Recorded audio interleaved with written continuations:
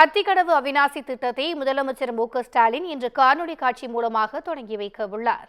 அத்திக்கடவு அவிநாசி திட்டம் ஈரோடு, திருப்பூர், கோவை மாவட்ட விவசாயிகள் மற்றும் பொதுமக்களின் 65 ஆண்டுகளுக்கு மேலான கனவாக இருந்து வந்தது. கடந்த 2018ஆம் ஆண்டு 250 கோடி ரூபாய் நிதி ஒதுக்கீடு செய்யப்பட்டு விரிவுபடுத்தப்பட்ட நிலையில் தற்போது 1916 கோடியே 41 லட்சம் ரூபாய் செலவில் பணிகள் நிறைவு பெற்றிருக்கின்றன. இதற்கான தொடக்க விழா பவானி காளிங்கராயன் அணைக்கட்டு முதலாவது நீரேற்று நிலையத்தில் நடைபெற உள்ளது. இத்திட்டத்தை சென்னை தலைமைச் செயலகத்தில் இருந்து முதலமைச்சர் மு.க.ஸ்டாலின் காலை 10 மணிக்கு காணொலி காட்சி மூலமாக தொடங்கி வைக்க உள்ளார்.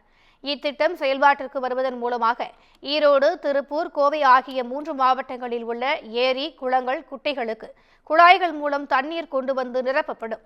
அதனால் விவசாய கிணறுகள், ஆழ்குழாய் கிணறுகளில் நிலத்தடி நீர்மட்டம் உயர்ந்து குடிநீர் பிரச்சினைக்கும் தீர்வு காணப்படுவதோடு 3 மாவட்டங்களில் உள்ள 24,468 ஏக்கர் விவசாய நிலங்கள் பயன்பெறும் எனவும் நிலத்தடி நீர்மட்டமும் உயரும் எனவும் கூறப்படுகிறது.